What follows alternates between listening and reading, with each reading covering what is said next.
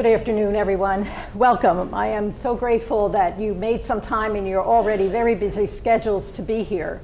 And I hope that our coming together and our praying together really marks the start of a year of very intentional prayer and preparation for the initiative of strengthening lifelong faith formation and renewing all sacramental preparation. So thank you. We'd like to just take a look at how we have gotten here today, what led us to be here together, and for Bishop Labashi, what led him to ask us to join together in this initiative. While preparing for this visual presentation, two images came to my mind, and I would like to share them with you, because sometimes when we see that we're going to go through a series of slides, it can become boring quickly. But I invite you to think of this presentation as if you were on a boat. If you have rowed a boat or continue to row a boat, you know that what happens is you don't see the end of the trip. You see where you came from, and you pursue your rowing and your journey in that light. The other thing is just to be opening an unexpected or an amazing gift. You're tearing off the paper, you're pulling out the tissue paper, and you are surprised by a gift that you perhaps would never ask or dream of finding in that package. So here we go on our timeline of the vision. We're going to be looking at a timeline, yes, but I would invite you to do it with imagination. So either if you're into boating, you might think of the rowboat, or if you like opening unexpected gifts, to keep that image in your mind as well. In 2005, it was the end of my first year in the Office of Catechetical Formation, and I had had the opportunity to meet many of the catechetical leaders and pastors and youth ministers. And at the end of that year, Bishop McCormick began a conversation asking most specifically, what, if anything, needs to be discussed about the age of confirmation. And it was amazing for me to find that memo stashed away electronically as well as in print. And what happened there was my response was included as well. And the response highlighted three areas of catechetical formation that had come to my attention during that first year. The first was strengthening youth ministry. The second was developing whole community catechesis. And the third was continuing leadership formation. 2005 was also the year that the National Directory for Catechesis was issued for the United States. And so we did presentations during that following year in regions throughout the diocese. That was through 2006. In 2007 and 2008, we had an initiative in terms of parish staff faith formation. The bishop directed that workshops for continuing formation be offered and encouraged us to consider how do we move forward. So this was the beginning of the Feed My Sheep series, which some of you may recall and have experienced. In 2007, the first of those was with Bill Hipsch. He presented the theory and practical aspects supporting lifelong faith formation. He encouraged us to consider how do we move forward. He returned in 2008 to facilitate sharing of best practices. And 3 parishes shared what they had done during that previous year. And then he helped us to begin to figure out ways that we could benefit from the input of other parishes. In 2009 and 10, the Feed My Sheep series continued, and ongoing formation continued as well. So Dominic Perry focused on ministering to all generations, and then Father Frank DiCiano spoke on the vitality of parish life and evangelization. Concurrently, within those 2 years, initiatives began in response to the National Directory for Catechesis. A diocesan catechetical commission was formed, and they were tasked with developing a diocesan catechetical plan. In addition, the bishop requested collaborative discussions with other diocesan directors regarding the age of confirmation. The work of the Catechetical Commission and the outcomes of the conversations with other directors came together in a draft of a diocesan catechetical plan that was submitted to the bishop. So then in 2010, Bishop McCormick issues a diocesan catechetical plan. The first and overarching goal listed was lifelong faith formation. Immediate preparation for confirmation was to take place within a comprehensive youth ministry program, and the age of confirmation would remain the same. With the diocesan catechetical plan in place, regional meetings provided an overview of the work of the commission and how the plan came together. And at those same meetings, pastors and staff were equipped with tools to begin developing their own parish catechetical plan. In 2011 to 2012, the Feed My Sheep workshops continued. Father Anthony Ciora presented a day on the spirituality of leadership, and Dr. Miriam Morey's workshop was on liturgy. During these same 2 years, Bishop Labashi was installed as the 10th Bishop of Manchester. During 2013, the Feed My Sheep series concluded with a workshop with Jim Lundholm-Eads. He was from the Roundtable Leadership Group. His topic was the changing face of parishes. Bishop Labashi continued the conversation that was started back in 2005 by beginning a consultation regarding the age of confirmation with the deans and the Presbyteral Council. He also established a faith formation core team with appointed representatives from each deanery, and he encouraged faith formation for everyone in the parish. In 2014, we took another look at confirmation. So we've been at this for a while. Bishop Labashi invited Dr. Michael Carrata to come to the diocese. He was spearheading the Confirmation Prep Project, a joint initiative of 3 national catechetical conferences. 110 people from the parishes in our diocese participated in this project. The goal was not to change anything they were already doing, but simply to add 2 enhancements to what they were doing.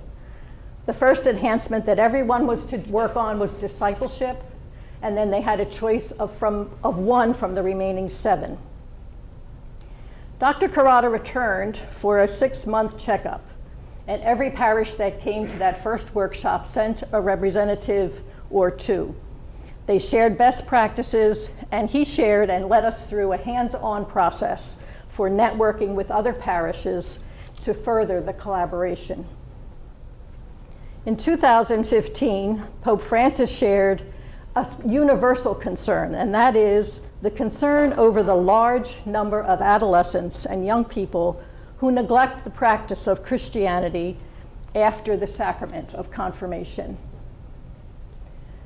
Aware of continuing parish and diocesan efforts and the feedback regarding sacramental preparation, Bishop Labashi established a series of 3 workshops on sacramental preparation for pastors and parish staff.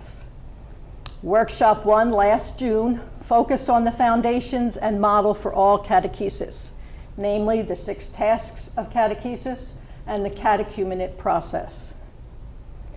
The second workshop was in the fall. Monsignor Moroni focused on sacramental theology, particularly what we believe about the sacraments of initiation and how sacramental preparation needs to reflect what we believe. The final portion of his presentation unpacked the meaning and process of mystagogy, the further reflection on the mysteries we celebrate. He emphasized that this ongoing process of reflection by the whole parish community is essential to all sacramental preparation. He stated, preparation of candidates for the sacraments of initiation can renew our parishes like nothing else can. And he said, we can do this by rooting our teaching in the everyday life of the people, in history, but also keeping it personal, in the prayers and rites of the sacred liturgy, in the beautiful theology of the sacraments of initiation, and in the body of Christ, the sacraments making us a church and we must always prayerfully and actively live as a church. After that fall workshop, Bishop Labashi asked for a very brief, specific survey about confirmation preparation, and he asked the pastors and their staff to participate in this. It was conducted in November of 2016. 55 parishes responded. 3 of the top questions were, what does youth ministry look like in your parish? What elements do you enjoy most about your program? And what about confirmation preparation do you wish you could change? And here are the responses. To the first question, 63.6% of the 55 parishes reported that confirmation preparation was the only youth ministry for teens in their parishes. No parish faith formation opportunities existed for adolescents or young adults after confirmation. What elements were enjoyed most? The answer was retreats are enjoyable and important to teens. And then what do you wish you could change? And that was to lower the age of confirmation to under 14 years of age. So that was November of 16. After the holidays, Bishop Labashi directed us as a secretariat to look into and to research restored order of the sacraments of initiation. But he stressed that he didn't want it to just be focused on that area, but to incorporate that restoration into a larger strengthening of lifelong faith formation. So today is the final workshop of this series. Bishop Coyne will address the importance and necessity of the sacraments throughout one's whole life, and the Holy Spirit will continue to lead us as a diocese as we very intentionally enter into this year of prayer and preparation for strengthening lifelong faith formation and renewing sacramental preparation throughout our diocese. This timeline highlighted only 12 years, but I'm very conscious of the fact that we have to remember that it really is the growth and the result of every person and every step that the diocese has taken since its existence began. Although it was a task that was assigned to us and only provides us with a limited glimpse, it makes it clearer than ever to me, and I hope to you, that God's grace and God's life is abundantly present in our midst. Our reflecting and remembering, looking at where we've come from, are like the Emmaus experience, that mystagogical aha moment of recognizing Christ in our midst. So, thank you.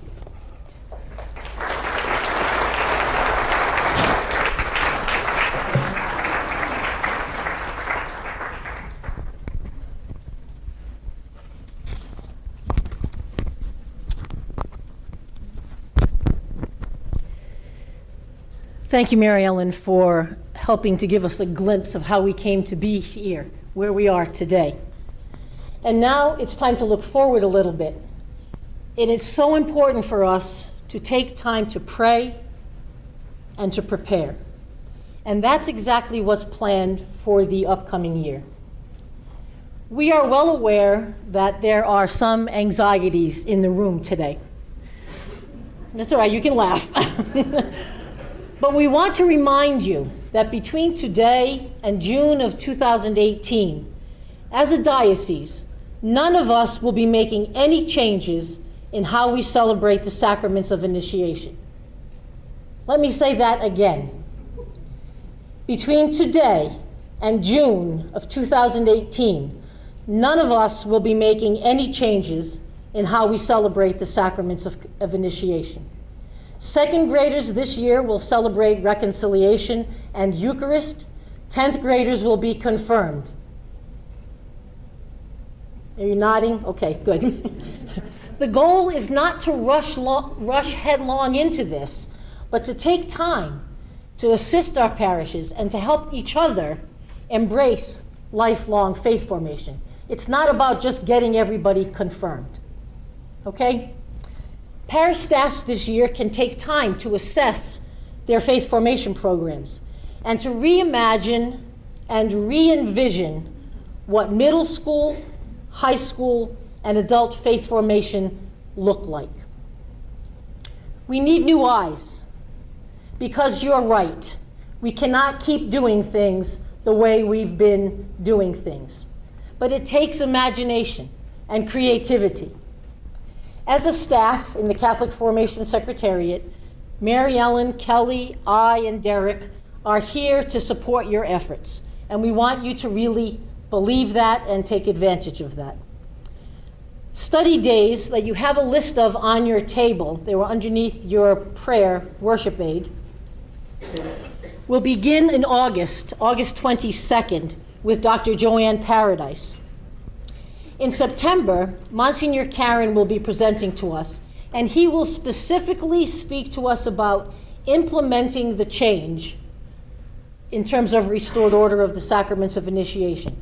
Monsignor Karen was in the Diocese of Portland as the chancellor when Portland decided to do this almost 20 years ago now. And then he was a pastor in that diocese as well. He is now teaching at the seminary at St. John's. So he will help us talk about implementation.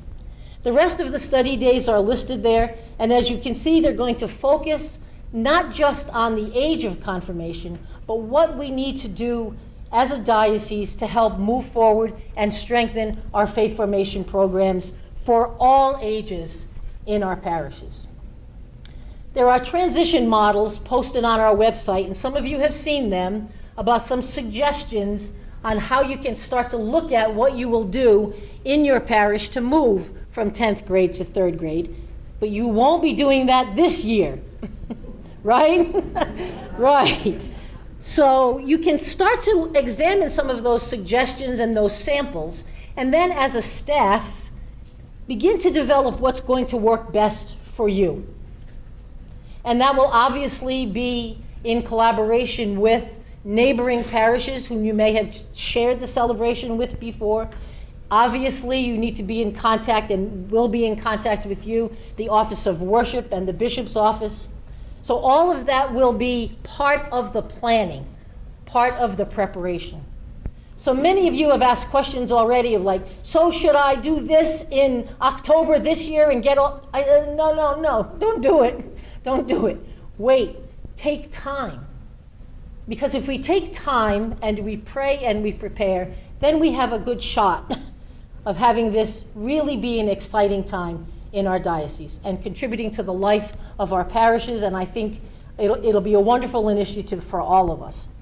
We have a year to work on this, and we'll be helping you to prepare your parishioners, especially the parents of your children in faith formation. So once again, you know who we are. Call on us. We'll be happy to come to you. Thank you very much.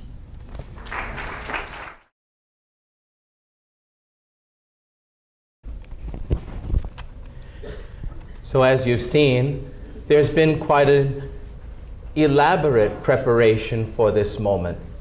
Over the course of many years, the questions have arisen, possible approaches have been developed.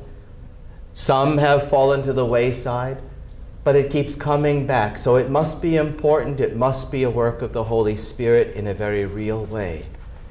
And so today, as we've listened and we've come together for a very important opportunity, I'd like to introduce to you our speaker for today, and that is Most Reverend Christopher James Coyne, Bishop Coyne, the 10th Bishop of Burlington, Vermont. Bishop Coyne was born June 17, 1958, to Rita and the late William Coyne of Woburn, Mass. Bishop Coyne is one of us middle children. The middle of 7, as a matter of fact. A product of public education in his hometown, Bishop Coyne graduated from Woburn High School in 1976, while working through both high school and college as a dishwasher, sporting goods salesman, lifeguard, and musician.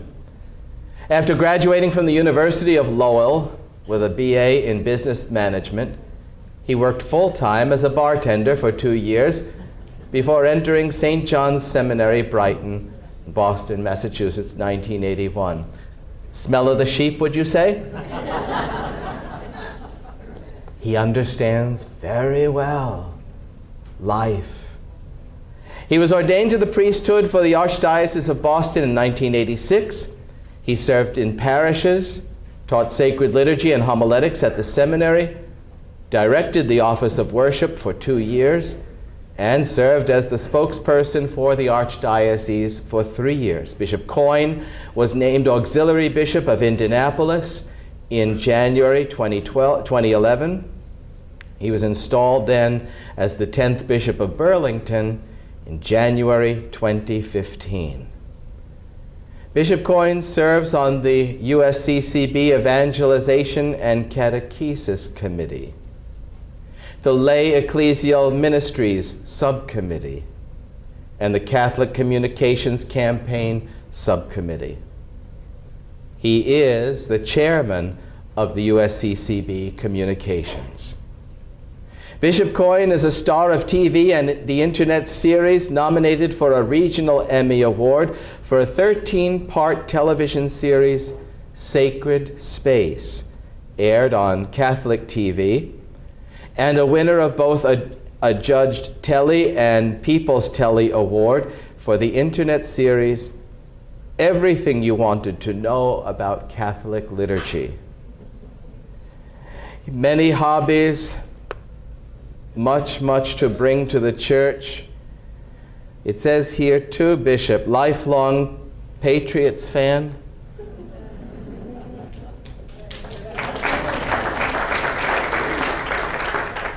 Lifelong Celtics fan. Lifelong Bruins fan. And my favorite, and I hope yours, Maine beach bum.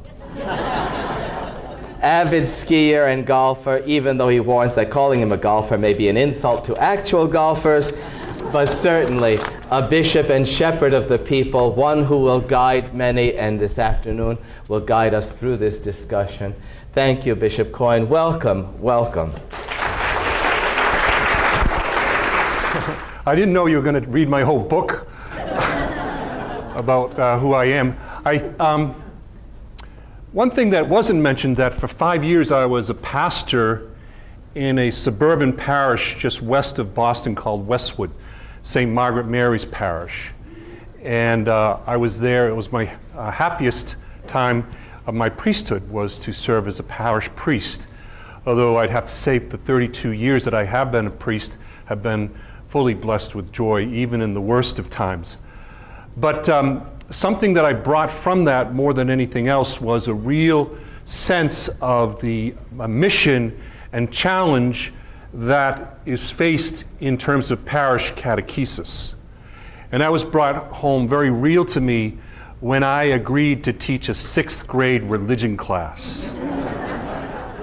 Monday afternoon at 3 o'clock, right after they'd been in school all day. Now, they'd come over with their book bags like Sherpas coming down the mountain, you know? And they would come into the office building and into the meeting. That was the one thing I said, I'm going to use the parish meeting room for these kids. And we'd have a little downtime. We'd have water and fruit and let them kind of relax and prayer, and then we'd enter into it. But it was a good experience for me for the 2 years. It was frustrating at times for me, especially since I'd come from a very highbrowed college, university level at St. John's Seminary, Boston College, Weston School, Jesuit, all of that. And also I was someone who was trained as an auditory learner. I learned best by listening to lectures, reading, pondering materials. I was not a visual learner, so I thought the best way always to teach was to just get up and lecture. And you know, when you quickly realize, even today, those of you that are in education, right, and some of you may still use those categories, the fact is that most of our children are visual learners now. And maybe it's a Sesame Street generation, whatever. That doesn't mean they can't learn by lecture, it just means they don't learn as well. It's more, they have a little bit of a gap. They learn better by seeing images, hence the PowerPoint kind of revolution that we have. So I try now when I do these things to try and focus more on image and less on words.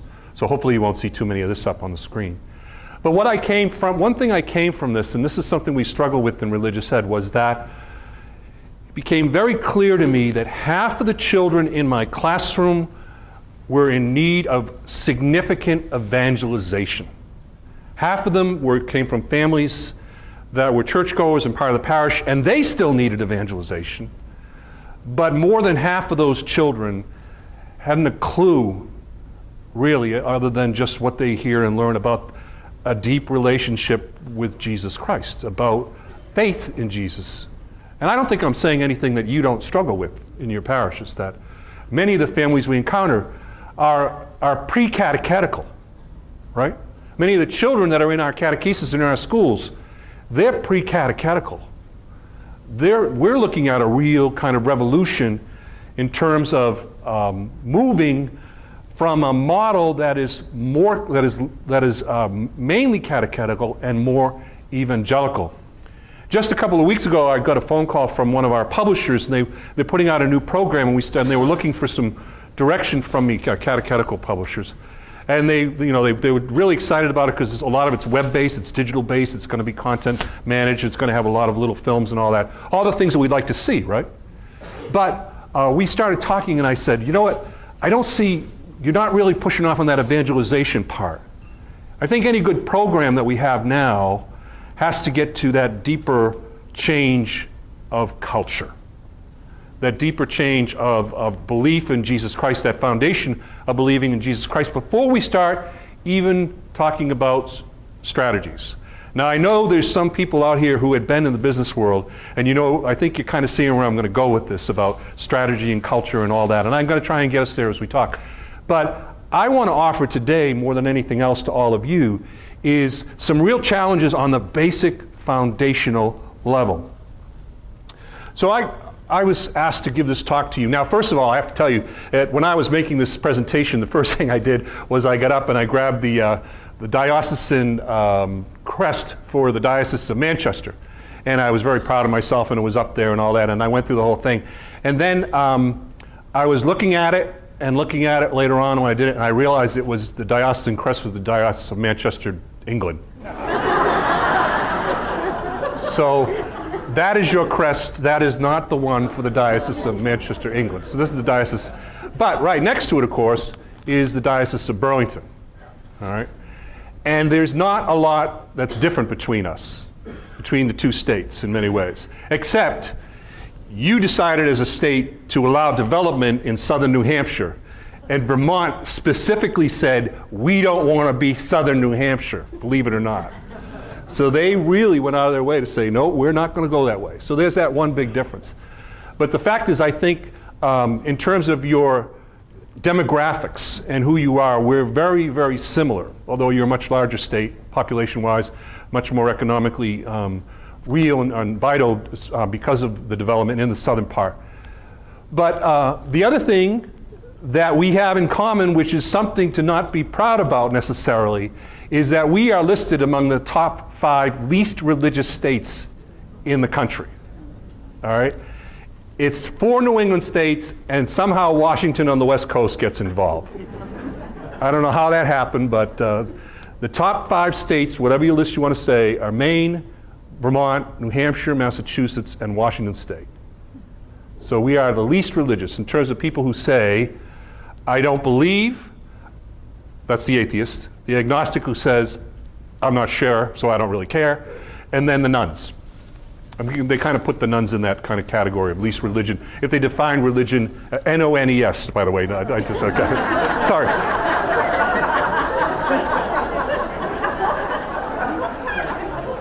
Sorry, sister.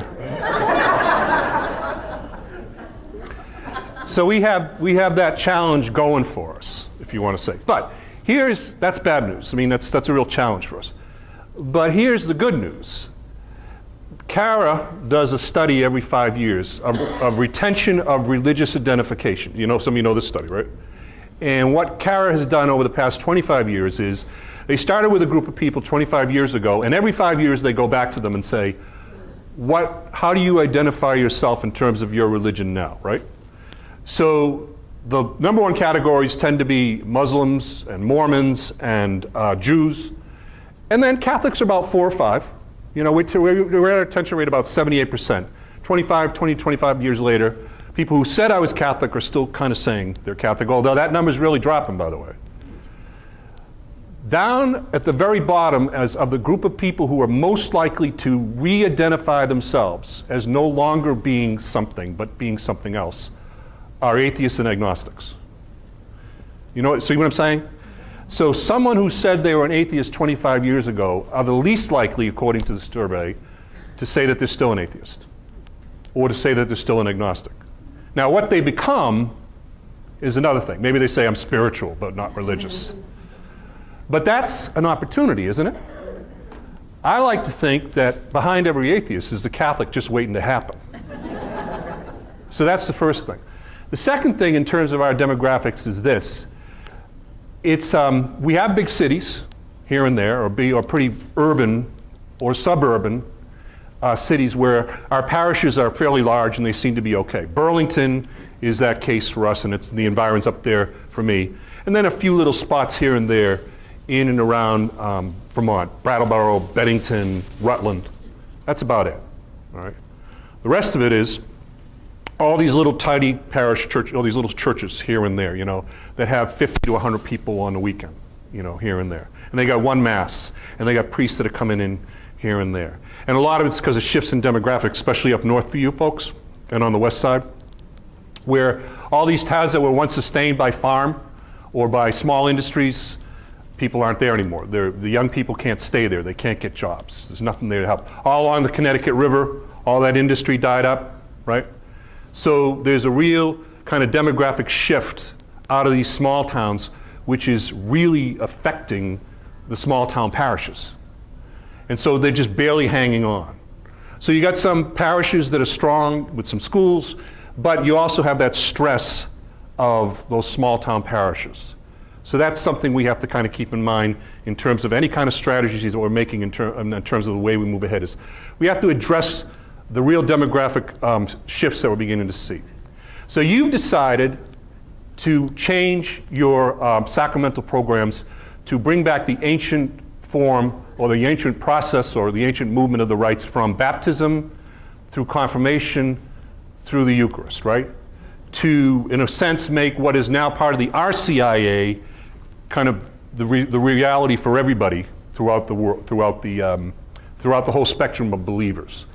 By the way, as the new translation for RCIA begins to move forward, the new acronym is going to become OICA, the Order of OCIA, Order of Christianization of Adults. Yeah. There you go. So some of your real RCIA people are saying, okay, finally we figured it out. The Order for Christianization of Adults. So you've chosen to do this. You've chosen you've chosen a form of the celebration of the sacraments that really was rooted in 4th, 5th, and 6th century Christianity in the Mediterranean basin, right? That's where that's where we're talking about. We're talking about going that far back. Now I know in some places in France, for example, and other places in Europe in the 19th century, the early 20th century, the 19th century, confirmation and First Communion was delayed until 13, 14 years old, right? And so they kept the old order for a lot of different reasons. But that's not what we're talking about. We're talking about your desire to place this program or strategy on top of the present day culture here in Vermont. I'm asking this question in terms of, all right, I'm the Bishop of Burlington, Vermont. If we decided that this is what we're going to do, what are the hurdles that we're facing, what are the challenges that we're facing, and what are the things that we can do to fix it or to deal with it? So this is where we are. Is that okay? Am I framing the question right? You decide this is the way we're going to go. We're going to take this strategy and we're going to place it on top of this culture, this present culture. And now, in terms of culture, I'm not talking about, you're talking about a real culture shift here. I'm not talking about, you know, the music culture, the vast American culture. I'm talking about your if I can use that word, I'm just going to talk to as your diocese as an organization. Your organizational culture, okay?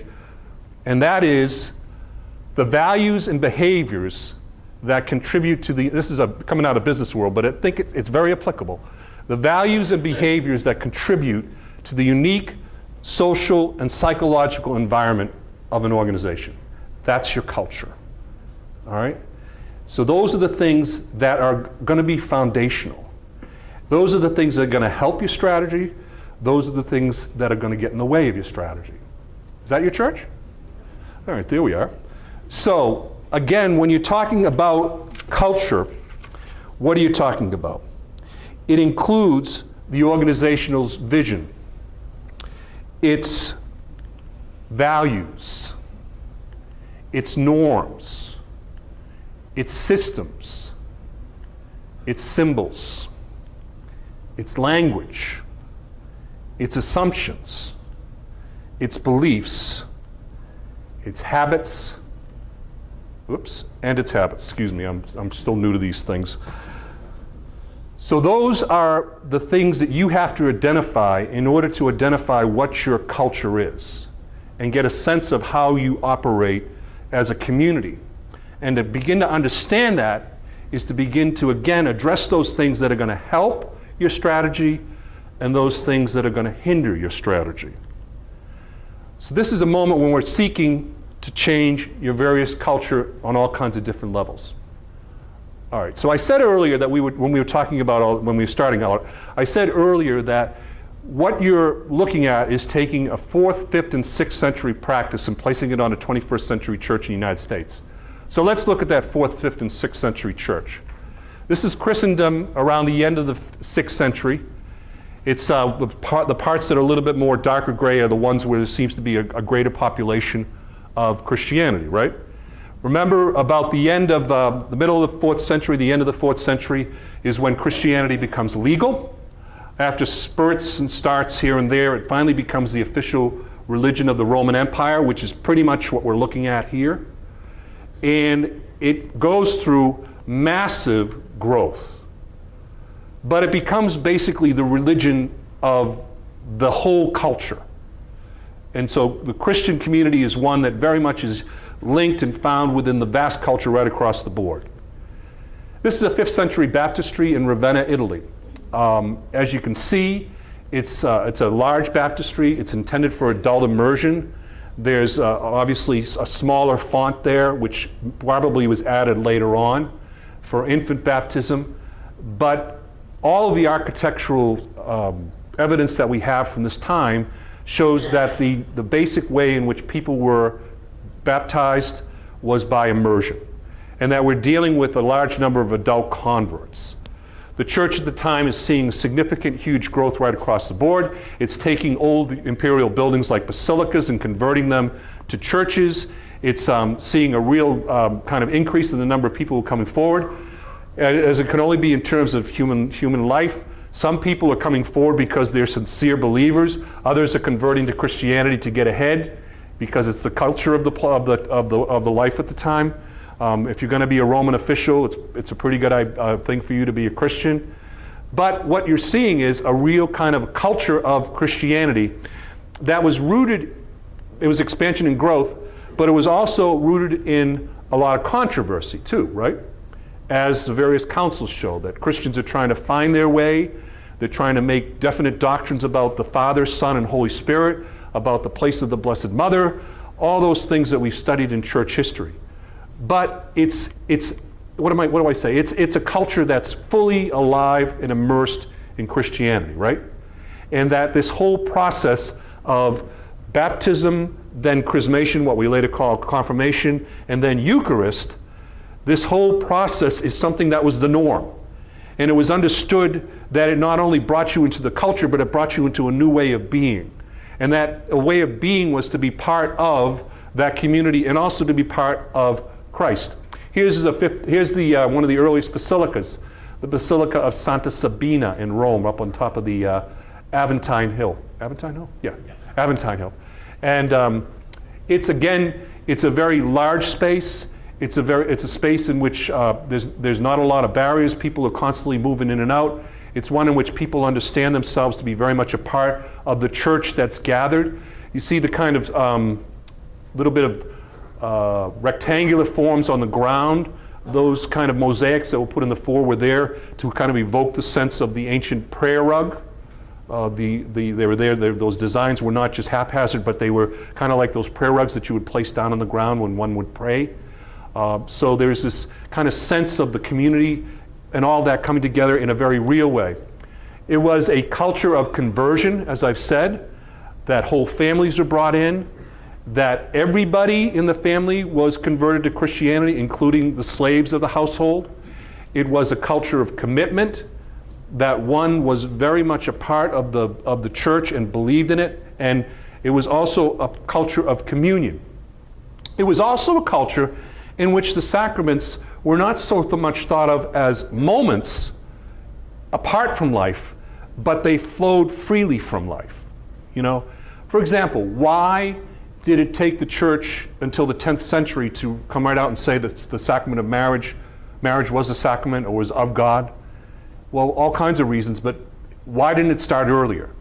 With the great writings of St. Paul and the other Pauline writers, when they talk about marriage as Christ is married to the church, so the husband is married to his wife, all those beautiful things. Why did we take so long to get there? Because for the ancient Christian, all moments of life were of Christ. You know, they didn't necessarily have to say that my marriage is Christ and it's because it's different from the other moments of my life. Of course it's of Christ. I'm a Christian. My whole body is of Christ. This is who I am. This is what I am. I am a Christian. I believe and follow Christ. And there was this whole community and culture in many ways that supported that. And that was, everybody was immersed in that. There was a unity to the rites of Christian initiation. As I said, they didn't really think about baptism, then chrismation, then Eucharist. It was all a unity that flowed from that one moment when one was baptized, came out of the water, was chrismated, anointed with the oil, received the Holy Spirit, and then from there, then moved to the altar for the reception of the Eucharist. They were seen already to be three moments, one flowing into the other. It was also a time in which you had a lengthy catechumenate. You go back and you look at the apostolic tradition of Hippolytus, or of pseudo-Hippolytus, as they say now. They think it may have been Hippolytus, some argue otherwise. But, you know, Hippolytus says the catechumenate is to be 3 years long. And then he adds that little parentheses. Although if people were well along the way, you can shorten it. Which probably meant that they shortened it for everybody, because that's the way these things tend to go. But it was supposedly 3 years long. And they were part of the community, and they were nourished by the community, and they were taught by the community. They had these long teaching moments, these long moments of vigil where they would gather together to hear the scriptures and be taught. That was what they did, and from the evidence that we have. By the way, one of the things that we're struggling right now in the American Church at a report that was just given at the last meeting of the Evangelization and Catechesis Committee is that we're finding that an awful lot of our neophytes, the people who are initiated into the RCIA, through the RCIA, don't stay in the church more than a year. Most of them drop out within 1 year. Up right now, it's about, this is going to make you even more sad. It's about 70%. They drop out of active ministry within a year. And you know what the difference is in many instances? It's the length of the catechumenate. The longer the catechumenate, not because you want to do it to have them stay in, but to at least have them go through the church year once and see other people baptized, confirmed in Eucharist. To have them go through it 1 year is to at least involve them and get them part of the community and part of the ritual and liturgical action of the church. By shortening it, you know, the first Sunday of Lent, hey, want to be baptized? Come to the thing, you know, 7 weeks later you're baptized. It just doesn't really work in most instances. So that's something to consider as you're moving forward. They had a lengthy catechism and they had a very extended mystagogy afterwards. The people, after they were initiated into the church, were in fact maintained and noted as neophytes for the next year, pretty much. Okay, they might have worn the white garments of initiation for the first week or so after Easter, but for at least the first year, they were referred to as neophytes, as people who were still in need of formation and support.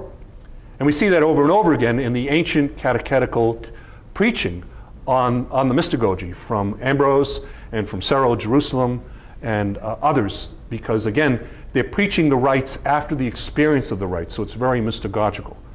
So this is what you had. You had a community that were ontological Christians. You know what I'm saying? From their being. Now, there are exceptions. Again, I'm painting in very broad strokes.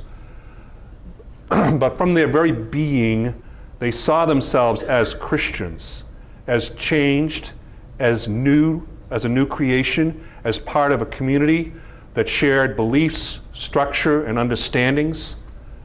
Those things, that was who they are, ontological. As an aside, a little bit of an aside, as a kind of a funny moment. When I used to teach the seminarians at school, and they'd come to me and they'd say, you know, this guy's making me crazy. He's a real jerk. And I used to say, well, you have to make up your mind. Is he a habitual jerk, in that he just does it once in a while, or is he ontologically a jerk? Like, from his very being, he's a jerk, you know? Because the habitual one you can deal with and fix. The other one you just kind of say, okay, I'm not going to bother with you, or something like that. That's just my little unbroken moment there. So, ontological Christians. That was then. This is now. See where I'm going? What is the culture of the church in New Hampshire? And this is where someone who's good with their Parker penmanship or Palmer penmanship or something comes forward, because this is a little bit of time for you to kind of say some things out. We got some people out there with microphones, and you can say it and then they'll restate it, and we're going to write it up here. But because this is the question I want us to ask. You need to switch? I don't know. I don't know how we switch. Is our technical person here? Kelly, can you see it? Oh, Raphael. Okay, well this is switching. We're going to switch. It should say, what does it mean to be Catholic? That's what I get for not doing. What does it mean to be Catholic? Here's the question I want you to form it. If you were to ask this question in your parish, don't you answer it who you are, all right? But what would you think would be the response or responses? Because no one response is better than others. And I know we're painting with very broad brushes here. But what would you say? What does it mean to be Catholic? Or why is it important to be Catholic? Or why, to a normal person sitting in your pew? You see what I'm saying? What is their response going to be? So, for example, if I say, you know, what's important about the Catholic Church for you? Someone would say, well, the Mass. Okay, that's the first answer. Let's see if we can get it shifted over. Hold on a minute, because we have to get this written up. And then we're going to I want you to try and get a sense of, once we get all these words and things up there,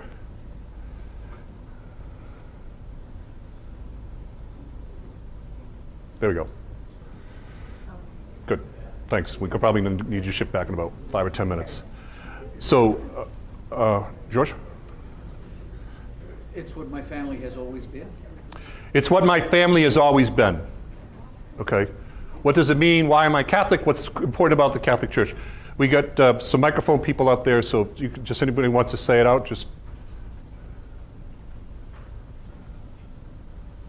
in the back. I would say in our parish, right, you have the people that, you know, always been in my family and that come to Mass regularly, but then there's other people that you know, don't even come to Mass, right? But they're, I would say that their ideas, they're spiritual but not religious, right? I mean, I think that there's a lot of them are. Cultural Catholic. Is that okay? Is that a phrase? They're cultural Catholics? Because that's a technical phrase they tend to apply to people who self-identify as Catholic, but that's about it as far as they're. So cultural Catholic. A lot of rules.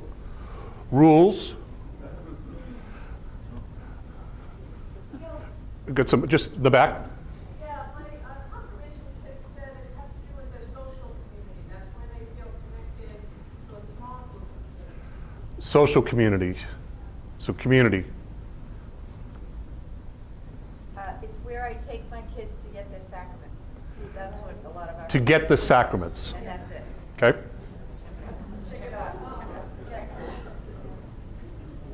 What else do we get from Catholicism? What other things do we get from Catholicism? I've heard people say that they come to get moral education for their kids. So a lot of moral education for children, sacraments for children, it's for the kids.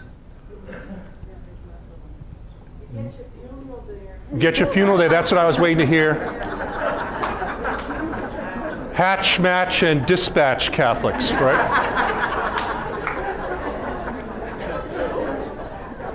And I was just going to add, in terms of our Catholic schools, a lot of people come because it's discipline. Okay, so we're talking about Catholic schools, colon, sure. discipline, Yeah. structure. And good education. No faith though, right? I don't see faith there. Yeah, faith. That wouldn't be their primary, Yeah. right? That would not be their faith would not necessarily. There are Yes, there are. there are people who are very much concerned with that. Faith. Yes, Father. Again, it's a culture where people from my culture, we have a Spanish community. This is where Spanish people go. Okay. Do you want to say it's ethnic cultural support? Ethnic cultural support. I think many people would actually just say that they're believers. There's an expression of belief. I'm It's- a Catholic because I'm a believer. It's a believer. I'm part of the church. I'm part of it because it's an expression of my belief. So I'm a believer. Yes, Father. Being a Catholic, you have a special kind of guilt.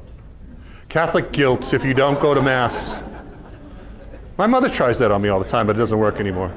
She said to me, let's get this. She said to me like a month or so ago, she said, "Oh, I know you're busy. You don't have to come home for Mother's Day." So I didn't.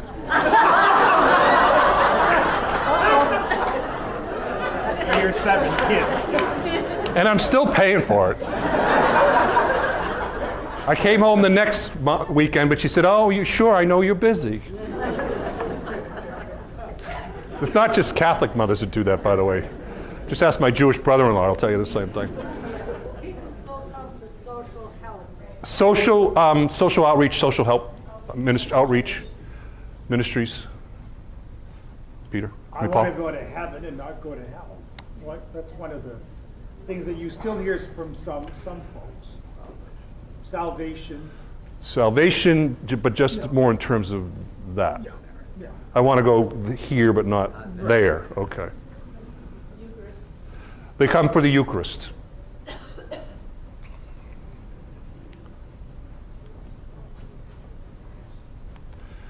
Confession, other sacraments. Okay. Homilies too. We move around to find. They move. They're what do you call it when they go? They're not cafeteria Catholics, but they're shopping. They shop for the good homily. For the good music. Good music. Saints and devotion. Saints and devotions, Catholic culture. The back. I remember hearing people say, well, I used to be. So it's sort of what I used to be. I used to be Catholic. I used to be. Right. And this is, I'm not making this up, and you've heard this, the largest other group out there besides Catholic in the United States are former Catholics. Larger than any other religious group. Unless you take all the Protestant communities and bring them together. They're larger than Catholics, but just that self-identified group of ex-Catholics or recovering Catholics. It's interesting that, you have the poinsettia lily crowd. I mean, you've heard that, Easter right? and Christmas. Easter and Christmas, Yep. but also, interestingly enough, Ash Wednesday. A and P Catholics. Yeah. Ashes and Palms, A and P Catholics. Ashes and Palms. So that's got to be tradition or something. You know, how many of you on Ash Wednesday you're working or you're in the rectory and the doorbell's ringing all day? Can I get ashes? I just say, yeah, there's a bowl there, help yourself. That's all it means to you. I might as well just go. Take a little, put it up there. Stand in the mirror. Yeah, I'm dust. Yeah, okay. I'm glad this is being filmed, by the way. I'll never be anything more than just Bishop of Burlington, Vermont. And that's a good thing. All right, so thank you. So, you know what, when we see all this, and we see this culture, I mean, there's a lot more we could say, right? When we see all this, where is this? What's our culture? And maybe we could get it switched back to screen me.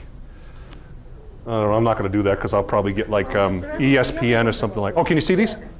Oh, good. Okay. Well, then don't pay. Good. We can keep that up there. So, what does it mean to be Catholic?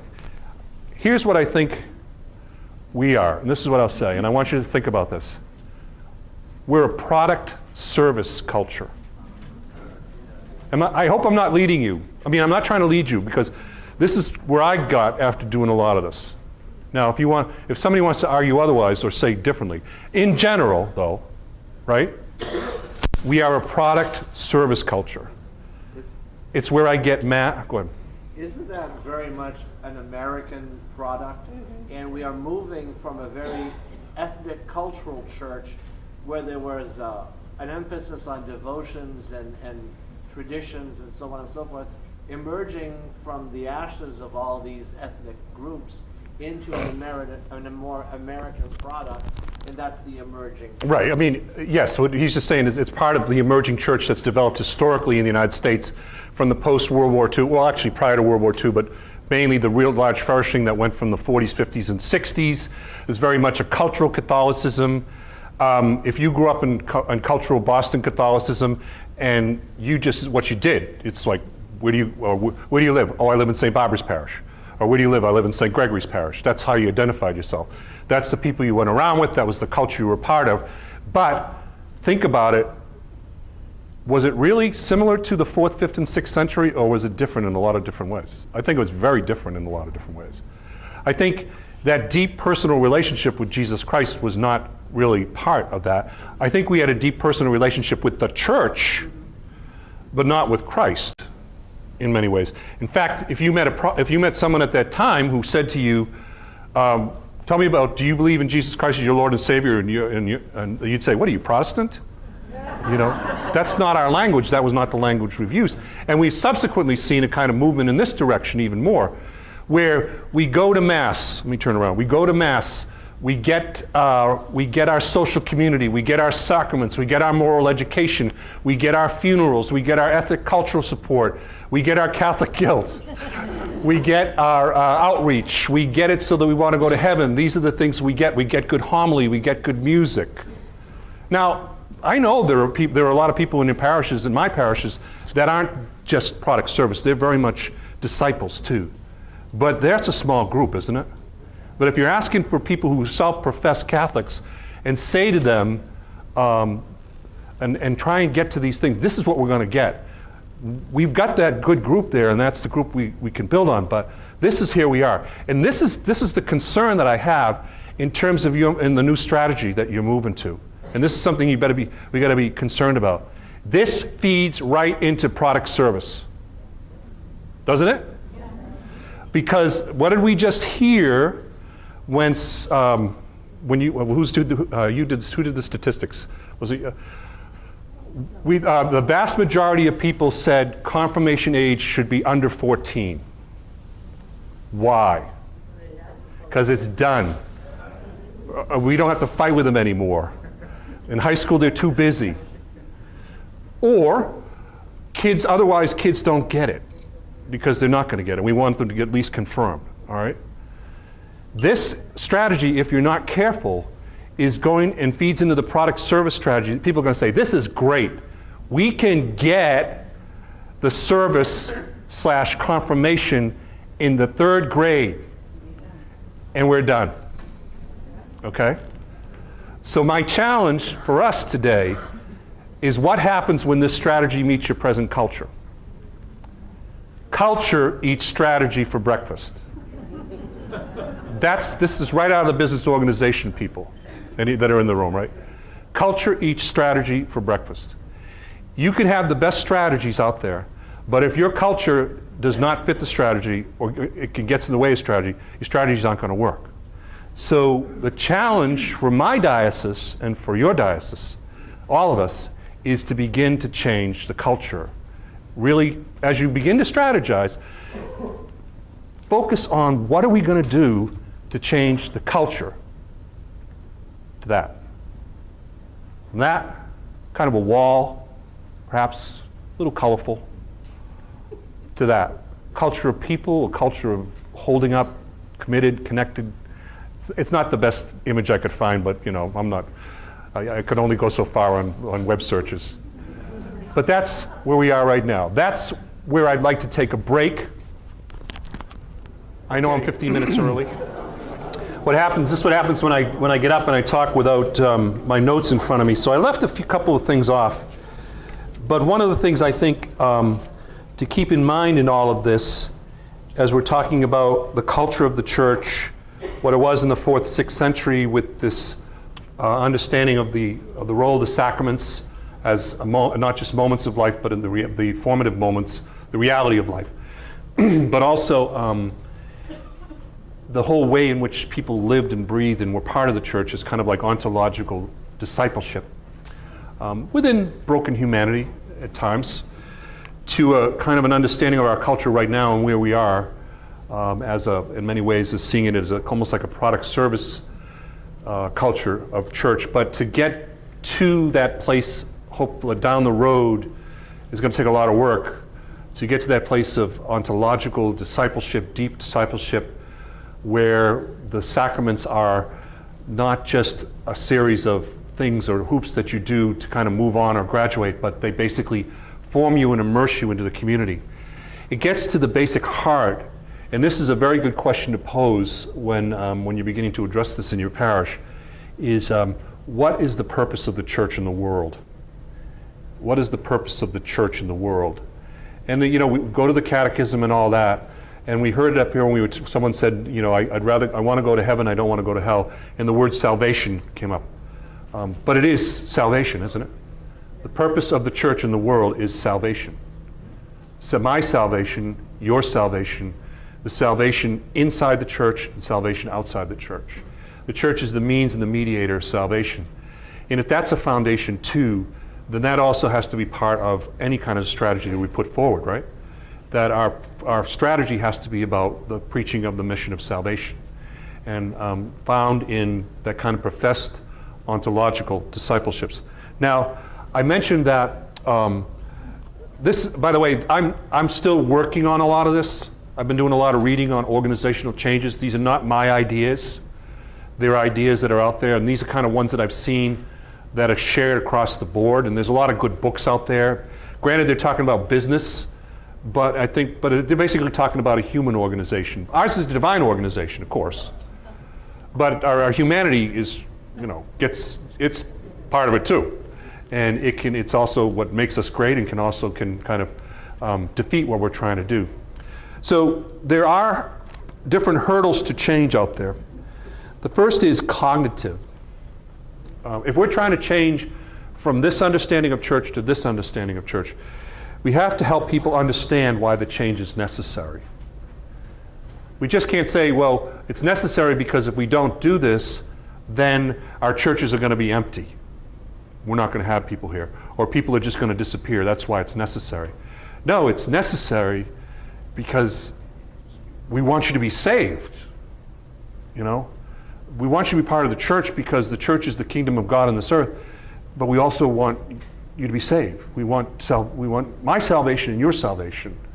You know, part of it is we live in a society in which salvation is just kind of like instant. You know, it's kind of a given. You know, I'm a good person. I didn't hurt anybody. How many times have you heard a eulogy? Oh, Dad was always a good person. He was very good to people. He's good. Well, non-believers can be good people, you know. So why be a believer if all it means is being good? Jesus didn't say, "Blessed are the nice." Blessed are the peacemakers. Blessed are you when you do this. You know, to believe, to be a Christian, really, when you immerse yourself in the Gospels, right? They're scary in the demands they place on us, in terms of the you know. You just can't walk by that person lying on the side. You know, you got to be the Samaritan.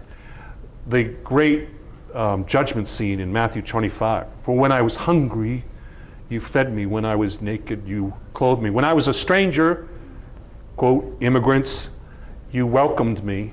You know, those things are right front and center. And how soon do we forget that? You know why we forget it is because we ignore it. We form man and we form God in our own image, you know, and so that's People say I'm spiritual but not religious. Well, because there's no demands on being spiritual. If you become part of a religion, there's demands, there's calls for change, right? If I can make my own kind of faith, I'm spiritual. God's there, therapeutic moral model, as they say. The therapeutic moralistic deism. I go to God when I need help, and he makes me feel better, and he helps me be a good person, That's where we are with a lot of people. But that's not going to get us into heaven. Really, at the end of the day, we need to really encourage people to find their way more than that. So cognitive, help them understand why believing in Jesus Christ and in his church is so important, but so wonderful. So wonderful. I mean, think about the foundation that you have in your life that comes from knowing from whom you come and to whom you go and the path that leads there. Trying to live that. It's freeing in so many ways. To be under the discipline of being a disciple is to be freed, strangely enough. Limited resources. Changing an organization will require shifting resources from some areas and towards others. If my diocese and your diocese begins to talk about making cultural changes, that means that maybe a lot of the resources that we're putting just into catechetics, for example, has to also go pretty much into significant resources into evangelization. How many parishes have an evangelization team? How many parishes or how many deaneries have even considered hiring somebody to be their evangelizer to deal with just these kinds of things? So limited resources can get in the way of change. Another is motivation. People have to want to change, and I talked a little bit about that. But again, when you're dealing with a culture, this is where we are. I was at our largest Catholic high school is Rice Memorial High School in Burlington, and I was at their senior graduation, and one of the staff persons got up and talked about the exit interviews of 100 students that had been through Rice for 4 years in a Catholic high school. And this person thought it was a very positive thing that while most of the students said they weren't really as connected with the Catholic Church as they would like, they were more spiritual. And they thought that was a positive thing to say. I said, my God, I would never say that, because that would be something I'd want to hide. That in fact we're not fulfilling our mission in such a way that the vast majority of our students were saying, well, I'm not really committed to the Catholic Church, but I'm spiritual. Well, then why are we having a Catholic high school? In many ways, I'd say, what's the point? So again, it's the motivation. It's like, how do we convince people of the importance of what we're doing and the motivation for change? People say, well, I like the fact that I can just come to Mass and we have coffee after Mass and all this. Why are you asking me to change? Why are you asking our parish staff to change? And finally, it's politics. Politics can get in the way too, right? You know why church politics is so bad sometimes? Because the stakes are so low. In the sense of like, well, who cares who's running the clothing drive or, this or that? You get into that stuff sometimes. It just gets into the way. But it can also be things like how you interact as an organization. One business book that I was reading, they said in one place and in one group, in our organization, you get shot down before you even stand up. So think about how politics can get in the way. How do we engage each other in terms of bringing about change? What are the hurdles that we're going to face as we try and bring about change? So how do you change culture? Again, I'm not exhaustive in all this, and there are people out there. I would really encourage, as I already said to Bishop Lavashi, especially on your upper level, to engage people who are specialists in organizational changes, to just to walk you through some of the things you can do and then creatively apply it to within our Catholic culture. So by the way, I was told that these are, even though you can't really see it, these are old pictures of the interior of your cathedral, by the way. So I'm sorry about that. So be clear about where you want to go. All right, where do you want to go? So if you want to say, we as a diocese, we really need to get to that discipleship culture, that being of Christ culture. That's where we need to go. That's what we want to do. And that's where we need to be. Maybe as you have your discussions, you might say, we're going to go this direction. We're going to take it this way. We're going to move in this direction, or something along that. But be clear where you want to go so that you have a clear sense of what your goal is. and this is one that's important for us, start with the influencers. They're the ones who have the biggest impact upon your organization. They're not necessarily found in the flow chart, especially in your parish. You might have 3 or 4 people who are your key people who aren't on your parish staff, but can certainly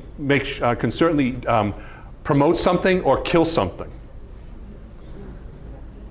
They're your influencers, okay? And I would like to think that everybody who's in this room is an influencer. That if you, I'll just keep saying we as a diocese, because this is the language I'm using for my own diocese.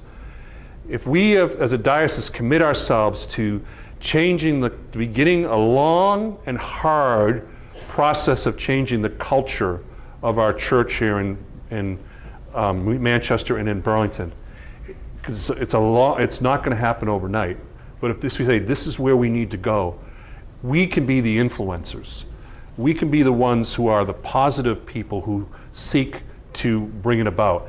But you have to pay attention to the people who can also depth charge it and can really get in the way of what you're trying to do, and try and bring them on board as influencers. Recognize you won't be able to change everyone.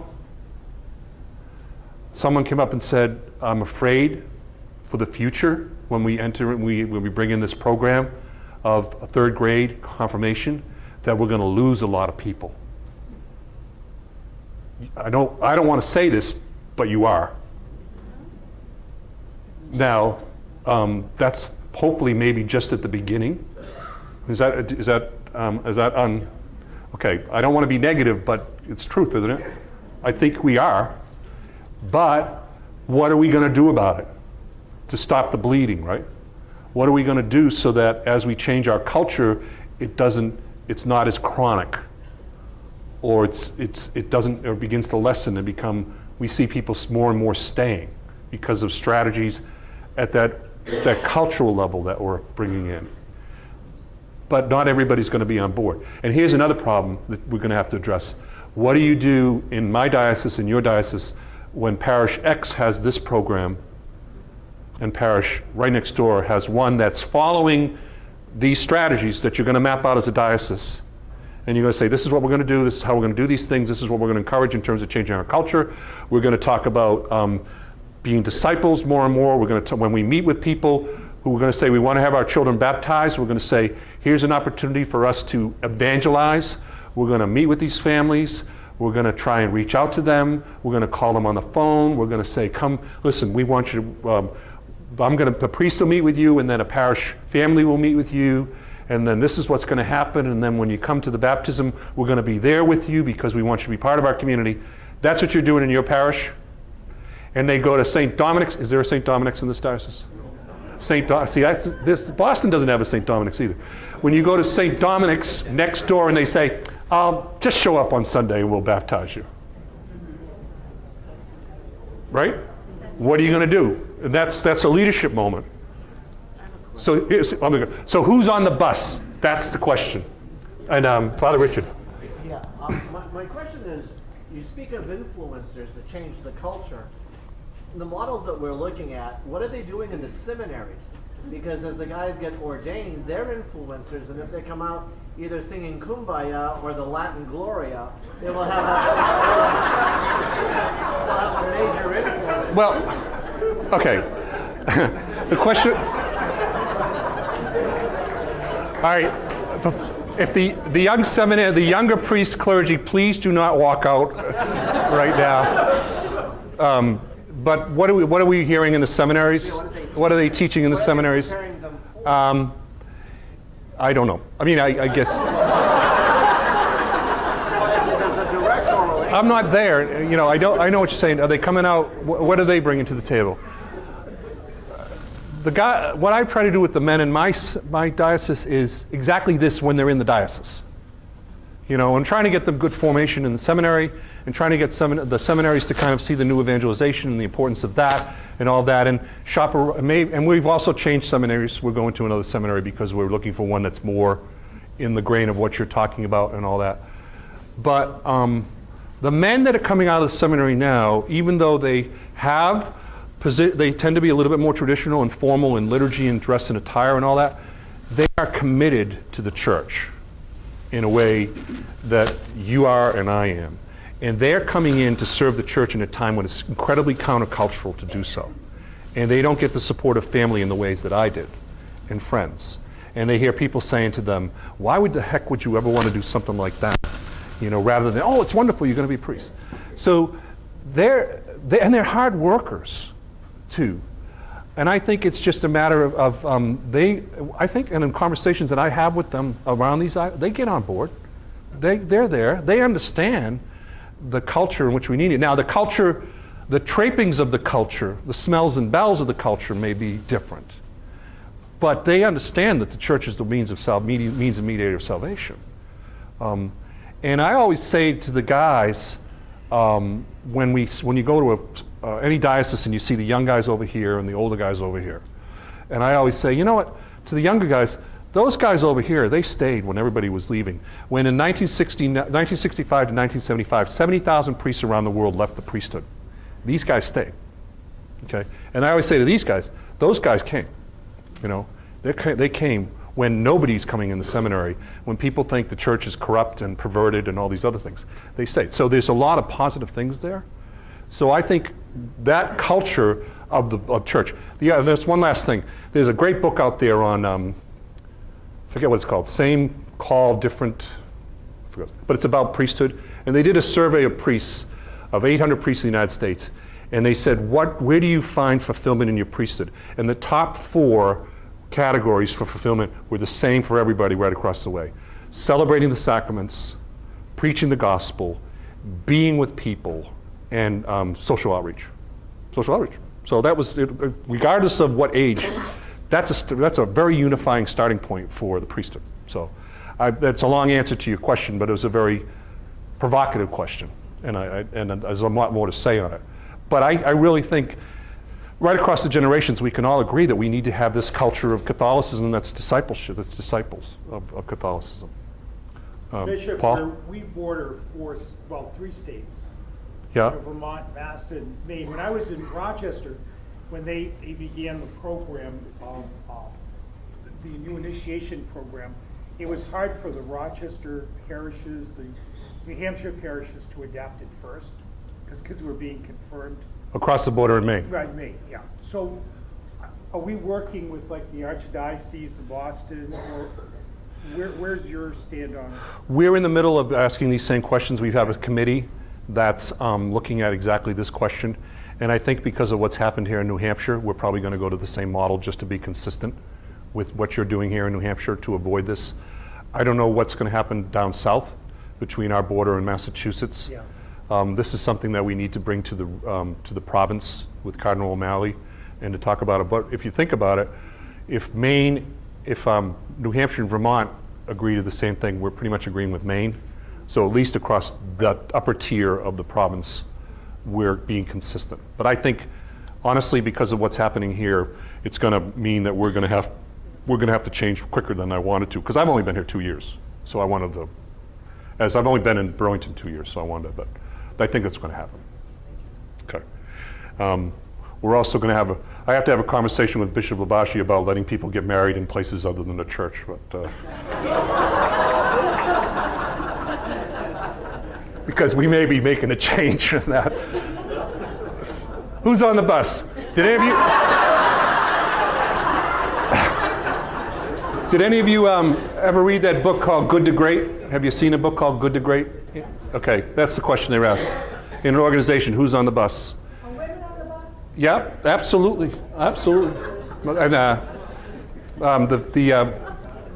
something like 8 out of the 12, or like 2/3 of my cabinet are made up of women. I don't know why I got so, all of a sudden why I got so defensive there for a minute. So be clear about what you want to go. That's the direction you want the bus to go. So who's on the bus? Who's on it? And then, because you have to ask that question, if people aren't on the bus, oops, let me go back. If people aren't on the bus, you may have to move them off the bus. You know, off the bus, yeah. Sometimes if you have someone who's an influencer, and they're not only against what you're doing, but they're dragging it down, you're going to have to probably ask them to kind of step aside. I'm not talking about people who are neutral and just kind of stay out of the way. You know, just get out of the way of the bus. I'm talking about those people who are really against the bus. So, yeah, well, I don't want to put them under the bus, yeah. So who's on the bus? Finally, as you move forward, spotlight successes. So we did say we'd ask for a little bit of conversation, but let me just throw this out these last few slides. It's the DAM. This is right out of organizational thing, and you'll see it. Define, align, and manage. Do you want me to go through this or just leave it? Yes. All right, let me go through it. Okay, it's business organization. Define, I said, you know, what are you? Evaluate your present culture, clarify your initial vision, clarify values and expected behaviors. And I'll leave this up. Align, clarify your strategy over and over. What are you trying to do? How are you going to get there? Clarify. Constantly be doing this. The define, align, and manage is not just a one-time thing. It's something you're constantly doing as an organization. And finally, manage. Manage strategy and measure. Adjust, be creative. Don't start and say, this is our strategy, this is what we're sticking to. If you need to adjust, if you need to change. If you discover down the road that, you know, the plan that you had mapped out that we were going to move this grade down this year and this grade down next year so that we get everybody finally at the same level 4 or 5 years from now, after a year or two, at least in terms of these strategies, you find it's not really working, adjust, okay? Change your strategies in terms of the cultural changes you're trying to make. So there's a lot more I could say on this, but I wanted to leave 15 minutes conversation. There are people out here with microphones and all that. They're going to wander around. Don't feel free to challenge me. If you have a question, you might want to ask the bishop as well. I'm sure he'll be willing to take it. I might, you know, if someone asks me specific about here, I might defer to him or somebody else along those lines. I have to leave right after 3 o'clock because I have to go back for a school board meeting with Rice Memorial High School to talk about their Catholic mission moving forward. So let's start. There's one in the back, there's one. So let's start with the back and then right here next to her. That's the second question. Person, anyone on this side? By the ball, will be 3. Bishop Lavashi, sorry, this is loud. As families in our parish begin to ask us why the change and why the bishop wants us to do this, how would you like for us to respond? Where is your heart in this, and how would you like for us to speak to them, to their hearts, so that they understand where you're coming from?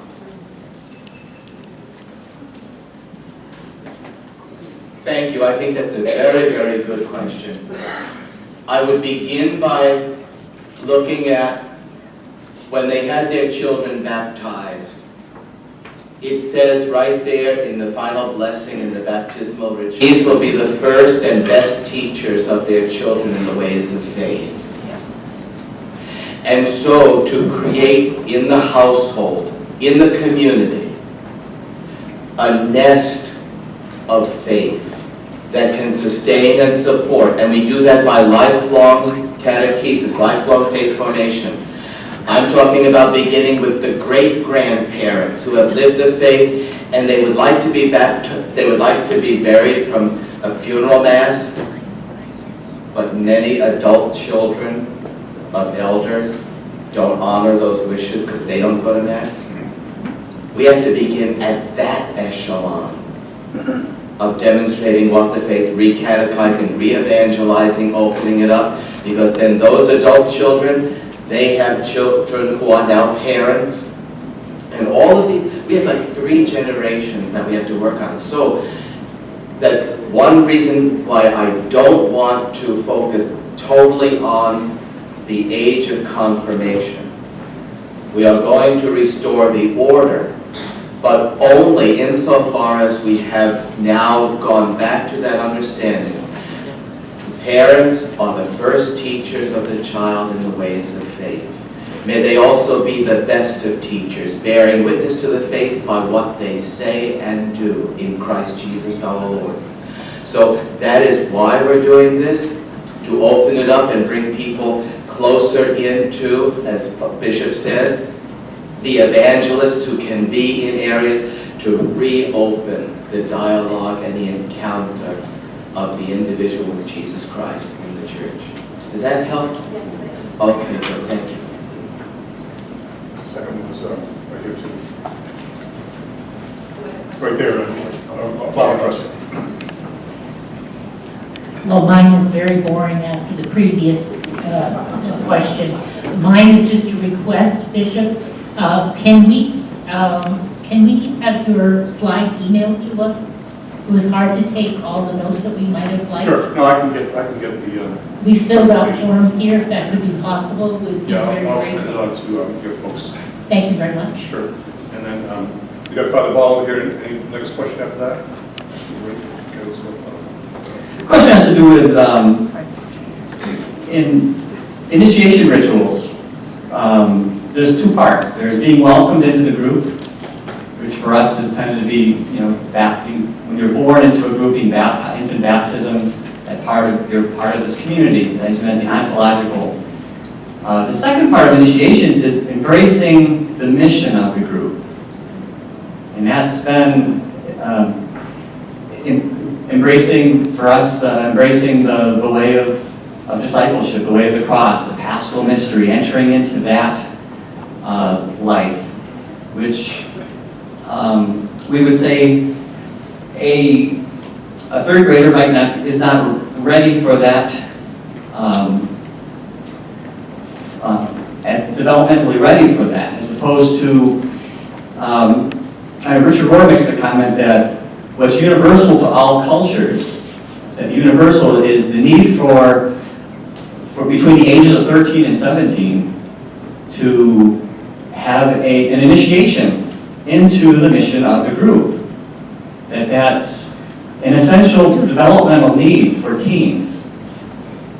And we see that in the Jewish bar mitzvah and bat mitzvah. We see that in Native American Indian, the ordeal. We see that in African tribes. We see that in scouting, that Eagle Project and so forth. So I'm just thinking is, if we're moving the sacrament of confirmation for us has been that initiation into the mission of the group, embracing that life of discipleship.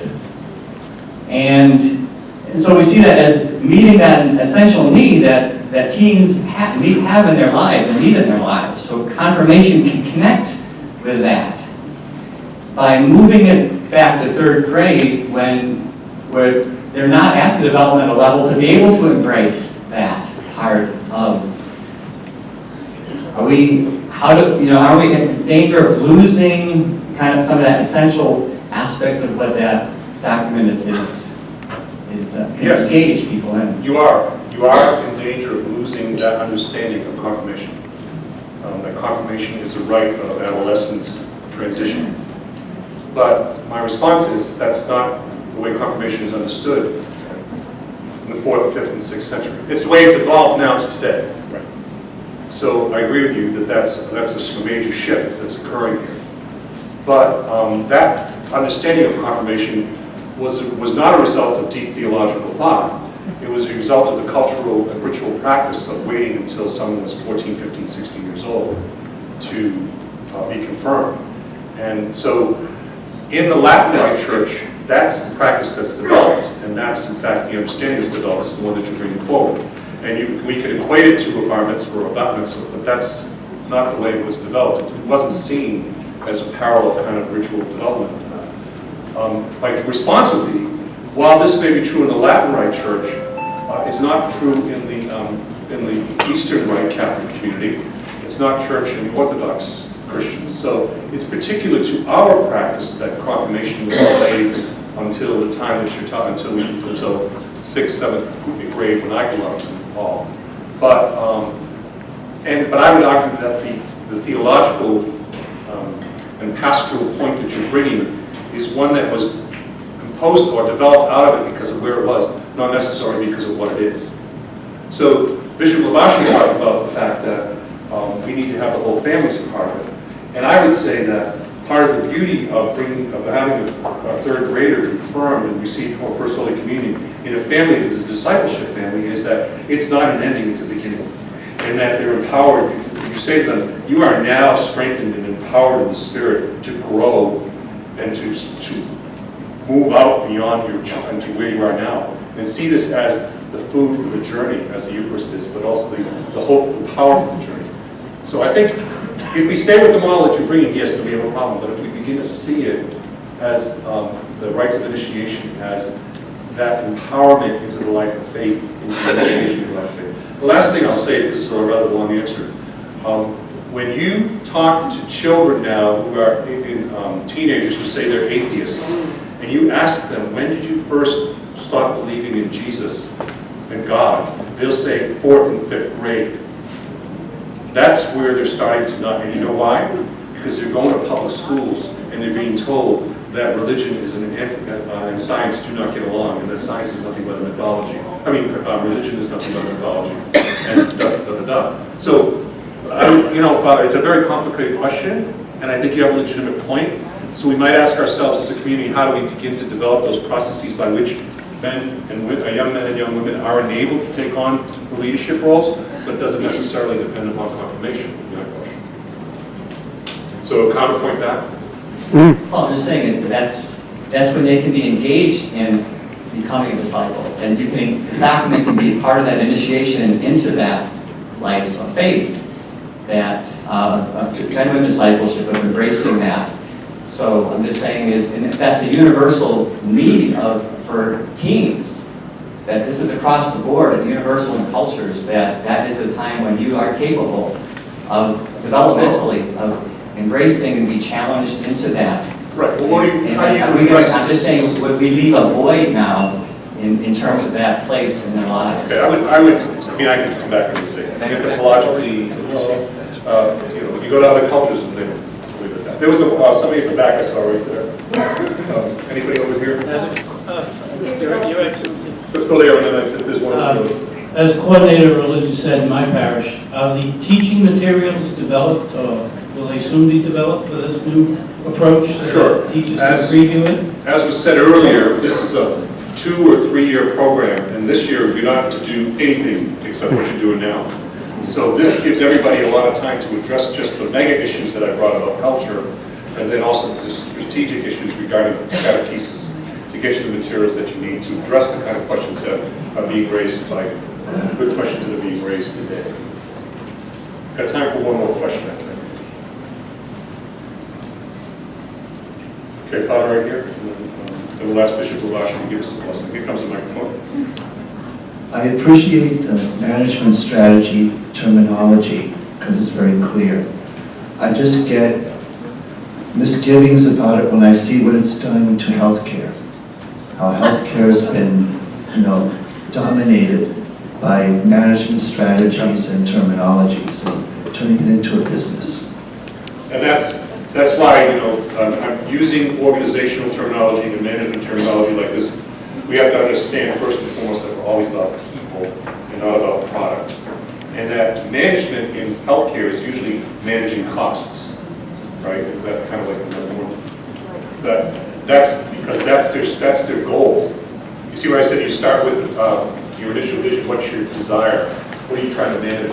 So ours is, we're trying to manage a divine reality, which is called the church, and the offer of salvation that we find in the church. So let me turn it over to our sponsor. And now this word from our sponsor. Thank you, Bishop Coyne. We're happy to be here to present to you this wonderful.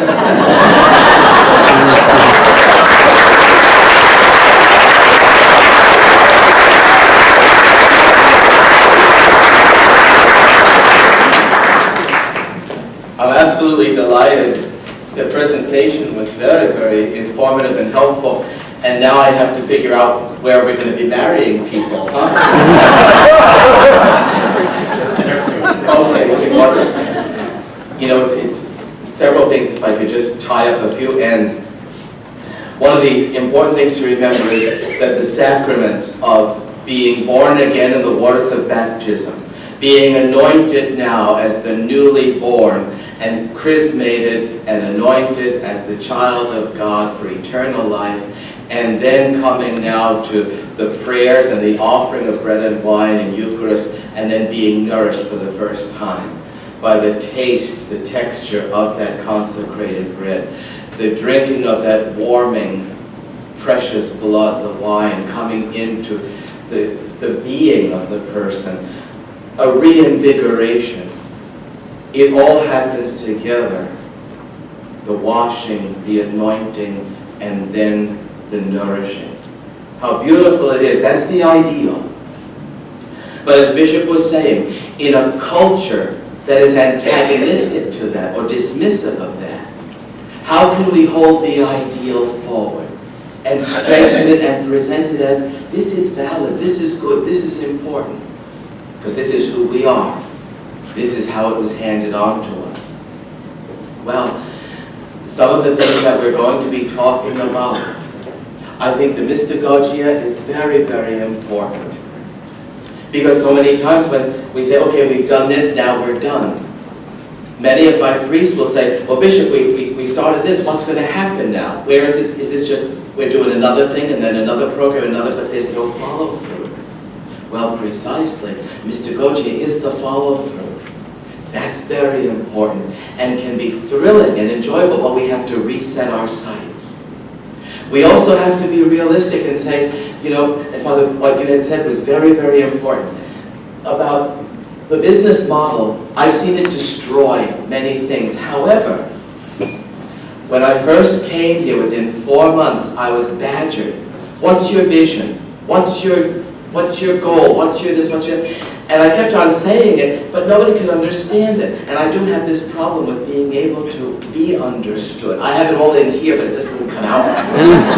Well, Dennis Honan, who is our new administrator for all of this, he sat with me and he wrote down, as I gave the stream of consciousness, this is what I think, and it's the 3 legs of the stool. Well, anyway, he gave me this a few weeks ago and says, I want your feedback. Is this what you told me?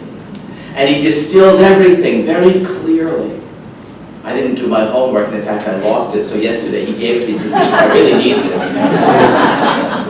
So I went through this, and it is Christ-centered, it is Catholic-centered, it is everything, and Holy Criminy, it's all of this. And when I took it, I started writing on the back.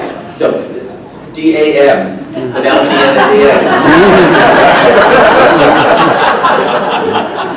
We can't notify. Oh, they're done. But what it was, I had to do edits, And he says, Bishop, this is for pastors, priests, deacons, principals, diocesan staff. Good. What about our hospitals? What about our schools? What about our cemeteries? Everything that we are, every phase of life, every different dynamic. This vision speaks of Catholic pride, development, evangelization, being true to who we are. Now, if we are able to take that and begin to say, this is what we are about.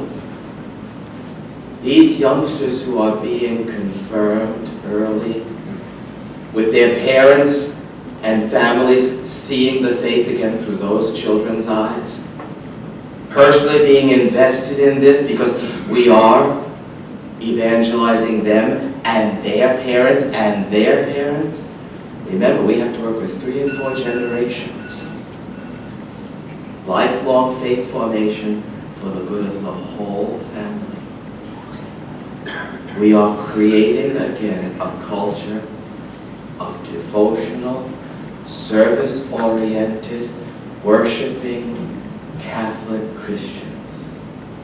No longer the cookie jar, I'll take what I want when I need it. Open the jar for me so I can get my cookie. Instead, why are you Catholic?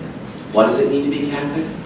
It means to worship God Almighty, creator of heaven and earth, of all things visible and invisible, through Jesus Christ, his only Son, because Jesus Christ is the image of the Father. He is God. He speaks to us, and he is truth. He is the way, the truth, and life.